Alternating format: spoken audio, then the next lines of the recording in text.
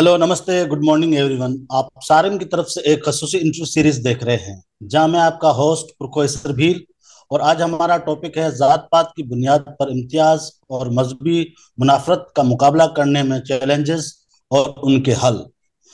हमारे साथ इस टॉपिक पर बात करने के लिए मौजूद हैं एक बहुत ही जानी मानी शख्सियत मिस्टर प्रभु सत्यानी जी, जो कि माइनॉरिटी और ह्यूमन राइट्स एक्टिविस्ट के तौर पर अपनी जिम्मेदारी सर अंजाम दे रहे हैं। प्रभु सत्यानी यूनाइटेड नेशन के हाई कमिश्नर बरा इंसानी हकूक के माइनॉरिटी फेलो रह चुके हैं और आजकल वो Sindh minority national commission on the rights of child के मेंबर के तौर पर काम कर रहे हैं। तो प्रभु जी, बहुत बहुत शुक्रिया आपका, अपने बिजी शेड्यूल में से टाइम निकाला हमारे लिए। हमें पता है कि आजकल आप बहुत ज़्यादा बिजी हैं, मुख्तलिफ मीटिंग्स में इंगेज रहते हैं और मुख्तलिफ सेमिनार्स में। तो एक बार फिर हम आपको सारिम के प्लेटफॉर्म पर वेलकम कहते हैं और बहुत बहुत शुक्रिया आपके टाइम के लिए प्रभु। बहुत बहुत शुक्रिया। जी जी, अब हम अपने शुक्रिया। सवालों की तरफ बढ़ते हैं। मेरा पहला सवाल है आपसे। आप हमें अपने बैकग्राउंड, इब्तदाई दिलचस्पियों और इंसानी हकूक के कारकुन बनने के लिए आपको किस चीज़ ने मुतासर किया? मेरा नाम जी। प्रभु लाल है और also known as a Prabhu Satyani. Satyani is my family name.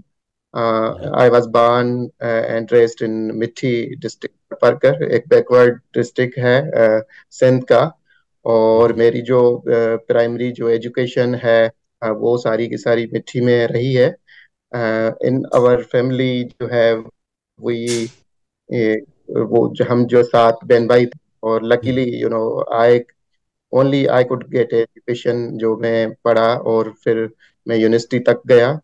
अ, जो कुछ तजुर्बात जो है बचपन के वो कोई इतने अच्छे वो नहीं रहे। बचपन से हम कोई लोअर मिडिल क्लास फैमिली से मेरा ताल्लुक है। और बचपन में शादी हो गई थी 15 साल की एज में। और काम करना जो है एजुकेशन के साथ साथ मैंने जो है अपना 14 साल की एज में फैमिली को सपोर्ट करना और उनके काम में जो वो लेबर वर्क था उनके साथ उस वक्त से मैं उनके साथ जुड़ा हुआ था। और प्लस में एजुकेशन कंटिन्यू कर रहा था। मेरा जो यूनिवर्सिटी तक जाना एक मोजा है कि मुझे आइडिया नहीं था कि मैं जा पाऊंगा हायर एजुकेशन के लिए। लेकिन luckily I got support from my mother. She wanted के उसका कोई एक फैमिली में कोई जो है मेंबर कोई पढ़े आगे तक जाए। तो मैंने अपना जो मास्टर इन फिलोसफी इन 2001 में मैंने मुकम्मल किया। और उसके बाद इमीडिएटली मैंने एक इदारे को ज्वाइन किया जो लाहौर बेस्ड इदारा था, असर रिसोर्स सेंटर।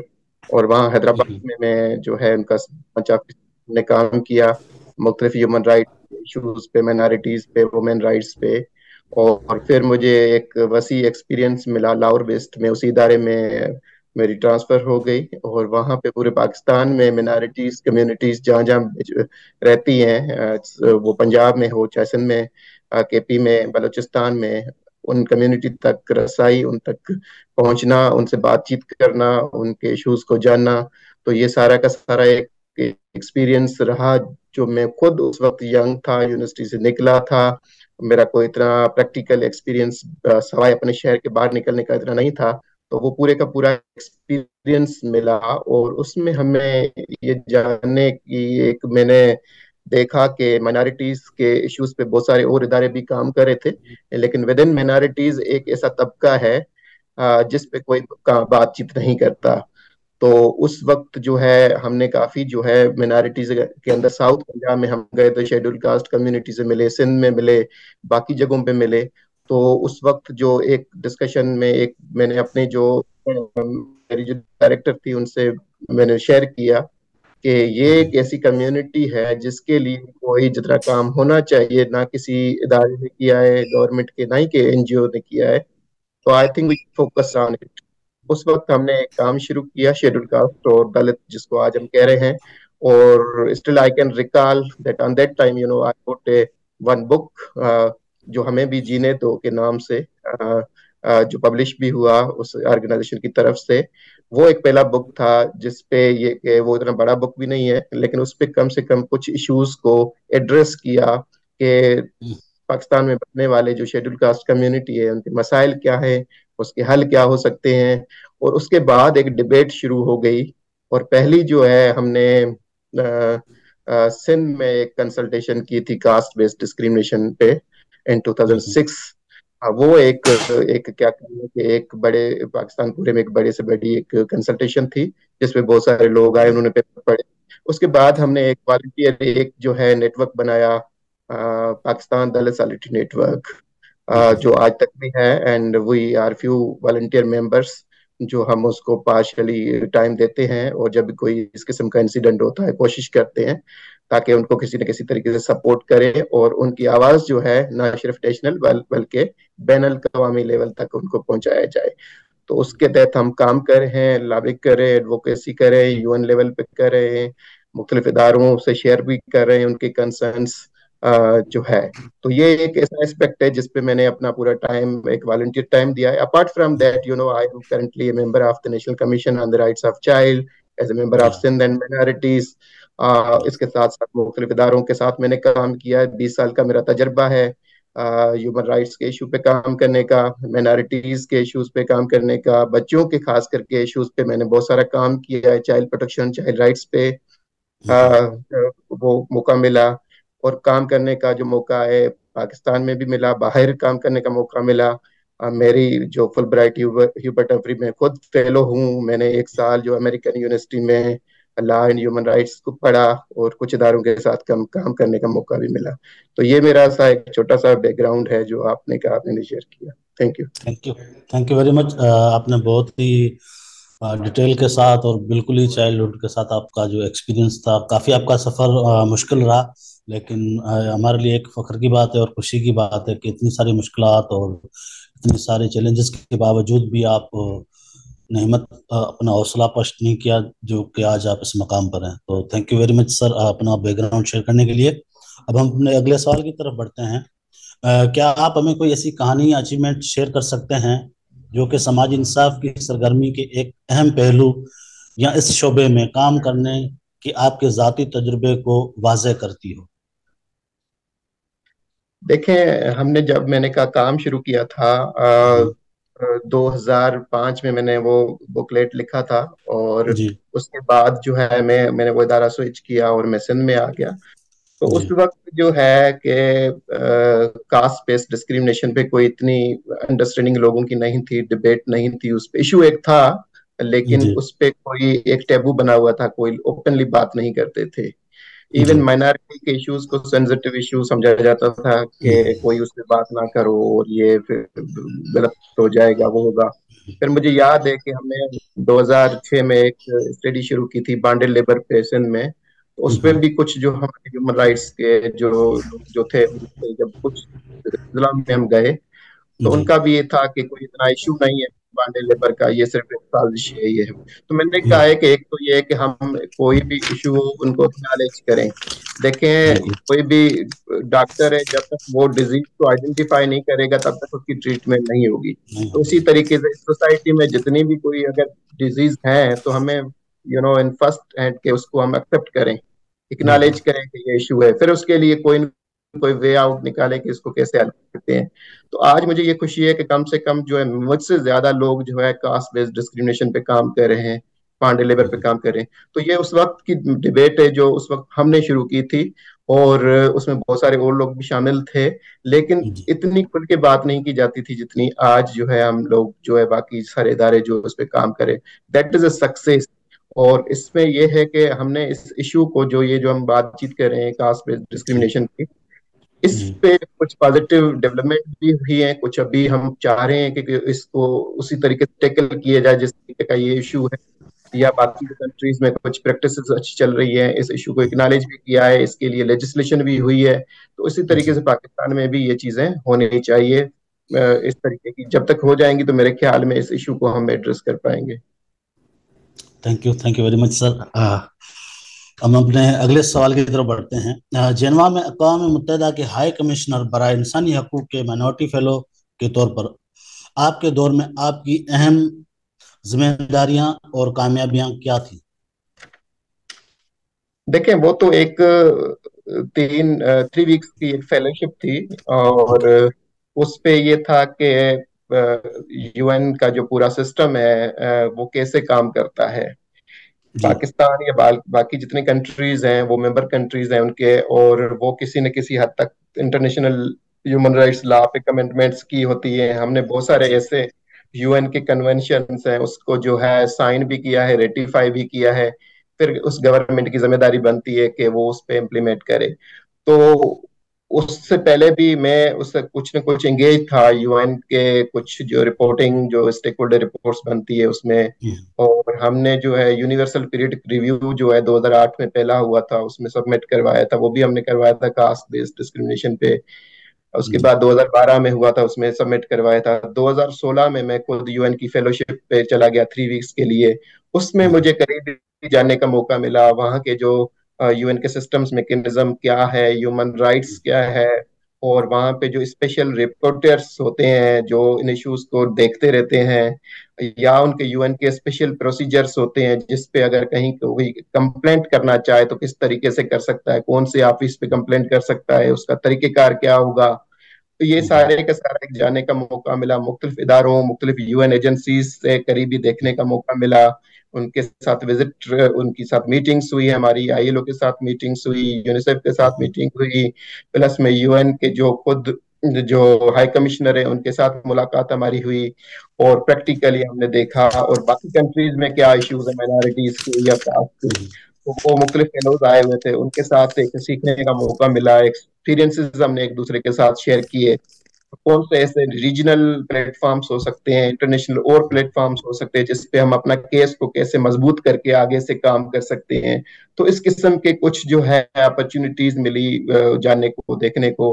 और यूएन के जितने भी कन्वेंशन हमने साइन किए हैं, रेटिफाई किए हैं, जिसमें सिविल एंड पॉलिटिकल राइट्स हमारे हैं, सीडा का कन्वेंशन है, आईसर्ट का है, यूएनसीआरसी हमने रेटिफाई किया है।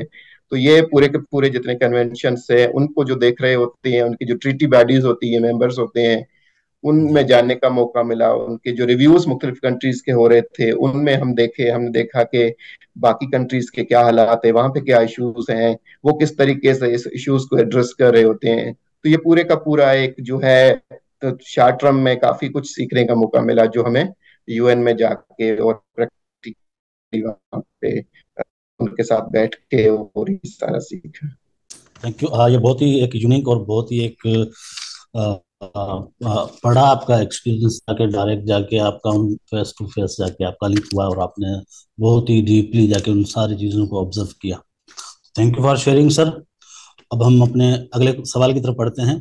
आपने यूएन की इंसानी हकूक काउंसिल को स्टेक होल्डर रिपोर्ट्स तैयार करके पेश की थी। क्या आप उन रिपोर्ट्स के मवाद और पाकिस्तान में इंसानी हकूक की सूरत हाल पर उनकी असरात के बारे में तफसील से बता सकते हैं? क्या उनके नतीजे में कोई काबिल जिक्र नताइज या तब्दीलियां हुई हैं? देखें, जितने भी हमने काम किया और रिपोर्ट सबमिट करवाई, वो कोई जी। ऐसा नहीं था कि कोई बाहर से कोई कोई इशू थे। यही जो हमारे पाकिस्तान में इस कम्युनिटी के इश्यूज हैं, उसी को कोशिश की हमने, डॉक्यूमेंट किया और उनको जो है किसी हम्म। तरीके से रिपोर्ट की शेप में सबमिट करवाया। हमने इस वक्त जो है यूनिवर्सल पीरियडिक रिव्यू यूपीआर जिसको कहते हैं, ये एक ऐसा यूनिक सिस्टम है जिसपे पूरे जितने भी मेंबर कंट्रीज है उनका एक जो पीरियडिक रिव्यू होता है, हर 5 साल के बाद बारी आती है हर जी। कंट्रीज की। और ह्यूमन राइट जी। इश्यूज को जो है बाकी जितने भी मेंबर कंट्रीज है वो उनको सुनते हैं और फिर रिकमेंडेशंस बनाते हैं कि गवर्नमेंट को क्या एक्शन लेने चाहिए। तो उस तरीके से पाकिस्तान में बसने वाले जितने भी ये जो शेड्यूल कास्ट कम्युनिटी है उनके इश्यूज हम्म। हैं। उनके जो अक्सर जो कम्युनिटी है बांडेड लेबर में एंगेज्ड है। तो हमने कहा बांडेड लेबर पे हमारे पास पाकिस्तान में अच्छी लेजिस्लेशन है, लेकिन अनफॉर्चुनेटली उस पर इम्प्लीमेंटेशन नहीं हो रही है। पाकिस्तान में हम्म। बसने वाले जो शेड्यूल कास्ट कम्युनिटी है उनकी तादाद पे आजकल डिबेट हो रही है कि वो कह रहे हैं इतनी है, हम कह रहे हैं इतनी है, लेकिन एक्चुअली ग्राउंड पे कितनी है। तो ये हमने डिमांड की है कि गवर्नमेंट जो है इसको सेंसस में जो है शामिल करे।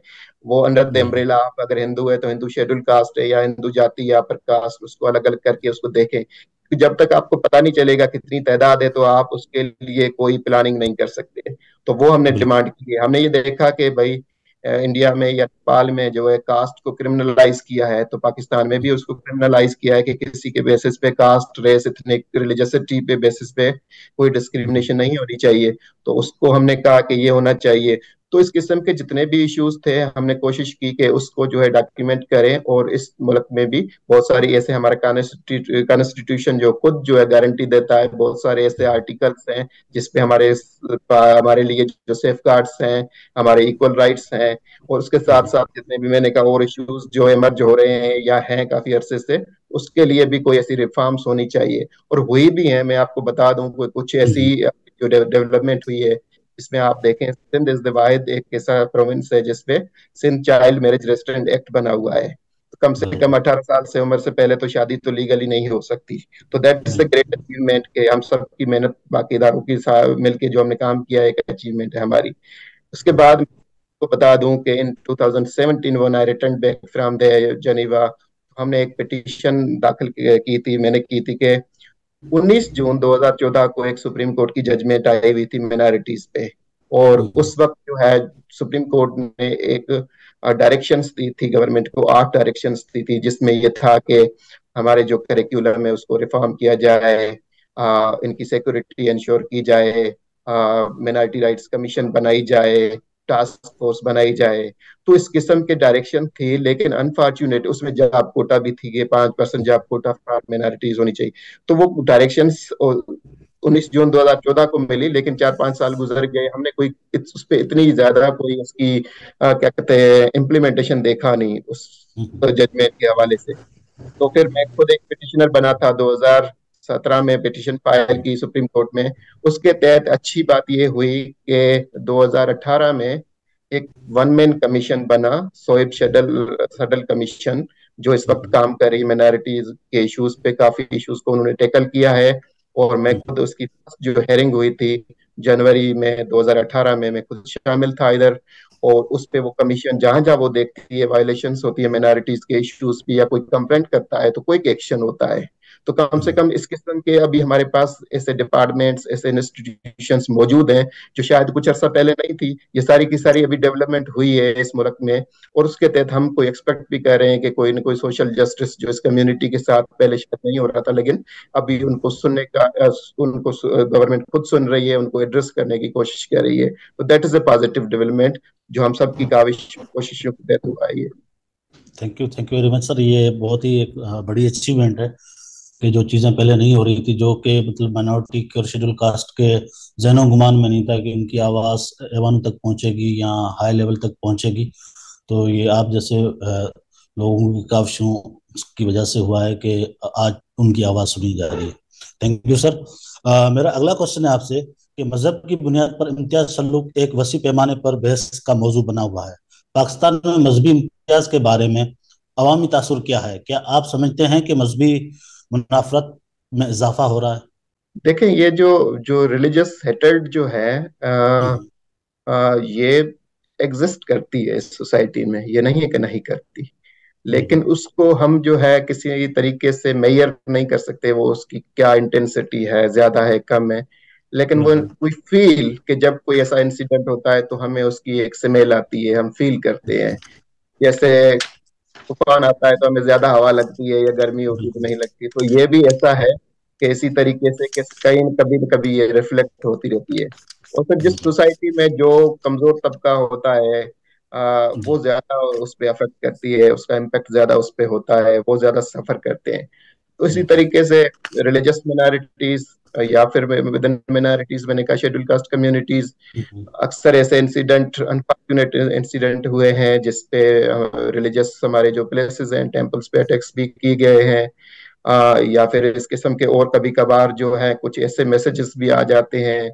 तो ये रिफ्लेक्शंस जो है, अभी सोशल मीडिया का टाइम है, उस पे जो हम्म, है हमें कोई ज्यादातर ऐसे इंसिडेंट मिल जाते हैं, तो हम समझते हैं कि इसकी इंटेंसिटी बड़ी है, या पहले वो नहीं थी। तो पहले भी थी मेरे ख्याल में, इसकी वजूहत कुछ कोई भी हो सकते हैं, हम्म, क्योंकि ये काफी अरसे से चला जा रहा है। लेकिन इस पे ये है कि अच्छी बात ये है कि अब इस पे हम भी डिमांड कर रहे हैं, सुप्रीम कोर्ट ने भी इसको कहा है, जो रिलीजियस हेटर्ड है, इस हम्म, पे एक डायरेक्शन थी कि इसको जो है आप एड्रेस करें।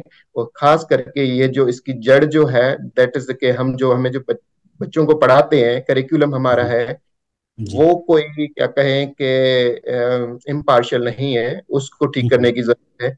तो उस पे भी मेरे ख्याल में कुछ प्रोविंसेस में उस पे काम हुआ है, उस पे कुछ काम हो रहा है। और हम चाहते हैं कि जो ह्यूमन राइट्स का जो सब्जेक्ट है ये करिकुलम में ऐड किया जाए, डाइवर्सिटी को ऐड किया जाए, लोगों को पता चले कि दिस कंट्री इज डाइवर्सिफाइड, कि ना ये सिर्फ किसी एक कोई रिलीजन के लोग नहीं है, मुख्तलिफ मजाहब के लोग इस मुल्क में रहते हैं।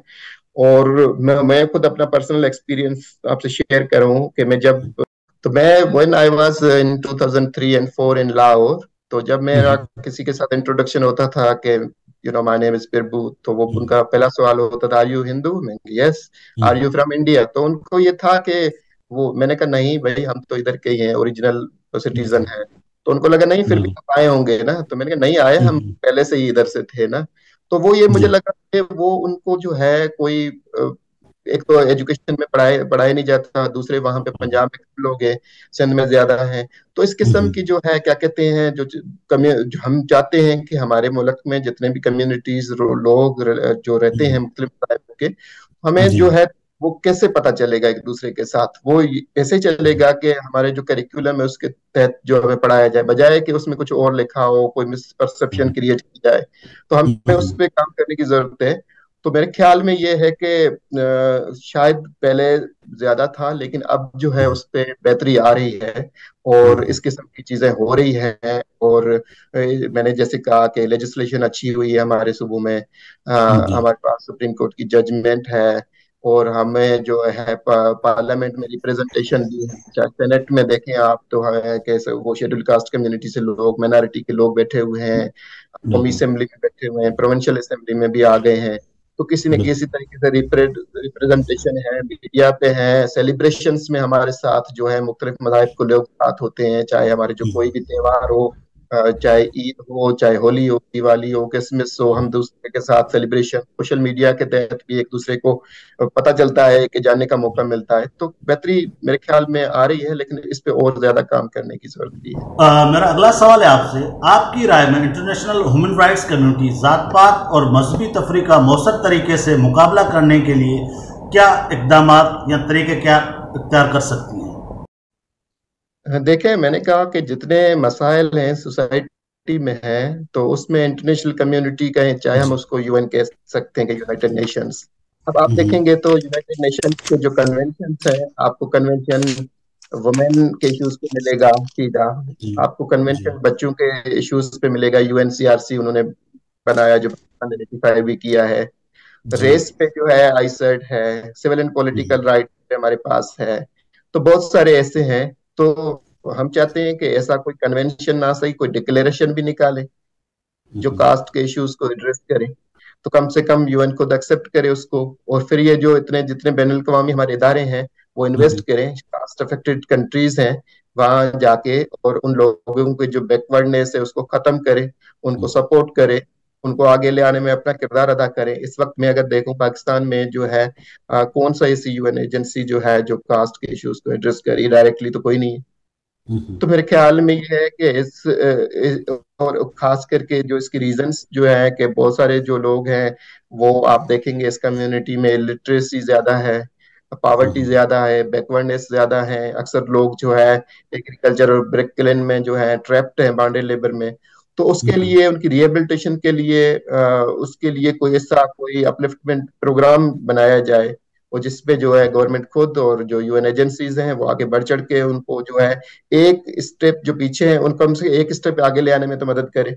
तो उससे भी काफी जो है हेटेड या उनकी जो बैकवर्डनेस है वो खत्म हो जाएगी। जब एजुकेशन आ जाएगी तो मेरे ख्याल में ये है कि उस पर भी काफी फर्क पड़ेगा। तो ये जो बैनुल अवी इदारे हैं, एक तो उनको एक्सेप्ट करे, कोई ऐसा डिक्लेरेशन पास करे, कन्वेंशन करे तो बहुत ही अच्छा है, नहीं तो डिक्लेरेशन करे, और उस पर जो है अपने काम जो है उनके, चाहे जो जितने भी इन्होंने गोल्स बनाए हुए हैं, सस्टेनेबल डेवलपमेंट गोल्स, उसमें इसको शामिल करके उसी के तहत ही कोई ऐसा डिजाइन करें, ऐसा प्रोग्राम बनाए जिसपे जो जितनी भी कम्युनिटीज हैं, बैकवर्ड कम्युनिटीज हैं, ना सिर्फ ओनली शेड्यूल कास्ट, बस उसको बैकवर्ड कम्युनिटी के लिए जो है कोई ऐसा प्रोग्राम बनाया जाए जिसपे करें, तो मेरे ख्याल में उस काफी बेहतरी आएगी।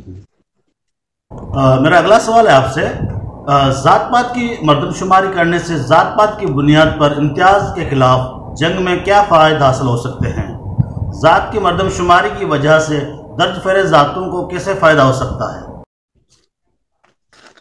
देखें, इस वक्त जो है मैं आपको बताऊं कि जो डिक्लेरेशन है शेड्यूल कास्ट कम्युनिटी के हवाले से 1957 का, उसमें जी। कोई 40 कास्ट सब कास्ट जो है वो डिक्लेयर की हुई है। और बहुत से ऐसी कास्ट हैं जो आपको पता नहीं वो कहाँ है, किधर रहती है। जी। आपको जो है बहुत सारी सिंध में आप जाएंगे, आपको जो नोमेडिक कम्युनिटी मिलेगी। ऐसी जी। कम्युनिटी जो मिल रही है कभी इधर कभी किधर होती है, उनके जी। अभी तक जो है उसके जो आइडेंटिटी कार्ड भी नहीं बने हुए। और सेंसस तो दूर की बात, तो वो ये है कि जब तक वो उनकी उनको आइडेंटिटी कार्ड उसकी सिटीजनशिप नहीं मिलेगी तो कैसे पता चलेगा। तो मेरे ख्याल में एक तो डॉक्यूमेंट करने की जरूरत है, जितनी भी कम्युनिटीज 40 कास्ट हैं उसको कम से कम हम डॉक्यूमेंट करें कि उनकी तादाद कितनी है। बिल्कुल। अब जब तक आपको तादाद का अंदाजा नहीं होगा तो आप उसके लिए जो है प्लानिंग नहीं कर सकते। बिल्कुल। और अभी भी मैं आपको बताऊं कि ऐसी कम्युनिटीज हैं किसी ने कोई काम नहीं किया। बहुत सारी ऐसी कास्ट हैं जो आपको भी पता होगा। तो वो मेरे ख्याल में जो है कम से कम उसको डॉक्यूमेंट करें। और फिर ये है कि सेंसस का हम इसलिए डिमांड कर रहे हैं कि सेंसस हमारे पास होगी तो हम उसके बेसिस पे एविडेंस बेस्ड एडवोकेसी कर सकते हैं। हमारे पास एक इन हैंड कोई ऐसा डॉक्यूमेंट होगा, हम बता सकते हैं कि ये तादाद है इस कम्युनिटीज की। तो आपके जितने भी रिसोर्स डिस्ट्रीब्यूशन होती है तो उसमें इस जी। कम्युनिटी का इतना हिस्सा होता है। वो चाहे आपके जो है पार्लियामेंट में हो, चाहे आपको जो डेवलपमेंट बजट आती है।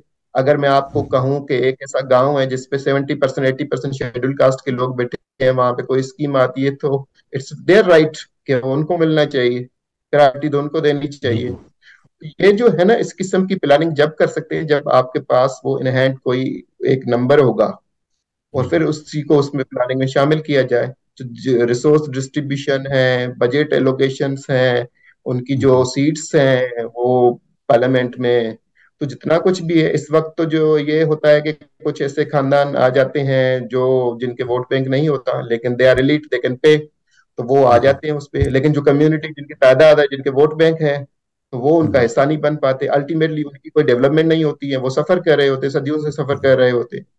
तो मेरे बिल्कुल। ख्याल में इसको ब्रेक होने की जरूरत है, अभी ये टाइम है। और इसको जो है काफी अरसे से, सदियों से इन्होंने इस कम्युनिटी ने भुगता है, लेकिन अभी मेरे ख्याल में और भुगतने की जरूरत नहीं है।